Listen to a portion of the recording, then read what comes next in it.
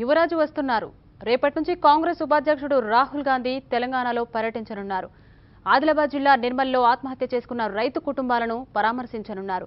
Rahul టూర్ను success చేసేందుకు TPCC ఏర్పాట్లు పూర్తి చేసింది.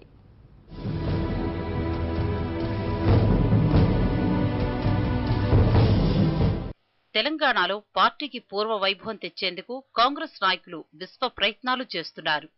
రేపటి రాహుల్ గాంధీ పర్యటనతో పార్టీ కేడర్లో మరింత జోష్ తేవాలనుకుంటున్నారు. రాహుల్ రాకతో కేడర్లో మునుపటి ఉత్సాహం వస్తుందన్న ఆశతో ఎదురు చూస్తున్నారు. అటు రాహుల్ టూర్ మొత్తం రైతుల చుట్టే తిరుగుతుండడం కూడా టీ కాంగ్ నేతలకు మరింత ఉత్సాహాన్నిస్తోంది. రాహుల్ గాంధీ శంషాబాద్ ఎయిర్పోర్టుకు చేరుకోగానే పెద్దెత్తున స్వాగతం పలికేందుకు టీ కాంగ్రెస్ నాయకులు ఏర్పాట్లు చేశారు.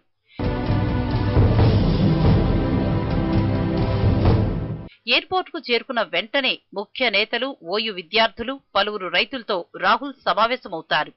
అక్కడి నుంచి ఆదిలాబాద్ జిల్లా నిర్మల్ వెడతారు. మధ్యలో తూప్రాన్, కామారెడ్డిలో కొద్దిసేపాగి రైతులతో ముచ్చటించనున్నారు. రైతు భరోసా పాదయాత్ర ద్వారా రైతులకి మేము మీ ఎమ్మడున్నాం, అన్ని విషయాలు మేము ఎమ్మడుంటాం, మీరు ధైర్యంగా ఉండండి అని చెప్పడానికి ఒక సందేశం ఇవ్వడానికి ఈ పాదయాత్ర. రకరకాల కారణాల వల్ల రైతుల పరిస్థితి దయనీయంగా మారింది. వ్యవసాయం సంక్షోభంలో నెట్టబడింది. మరి వ్యవసాయాన్ని ఆదుకోవడానికి, రైతులను ఆదుకోవడానికి కేంద్ర రాష్ట్ర ప్రభుత్వాల మీద ఒత్తిడి తీసుకోవడానికి కూడా ఈ పాదయాత్ర నిర్వహిస్తున్నాం. ఎల్లుండి ఉదయం 7 గంటలకు కొరటికల్ గ్రామం నుంచి రాహుల్ పాదయాత్ర మొదలవుతుంది.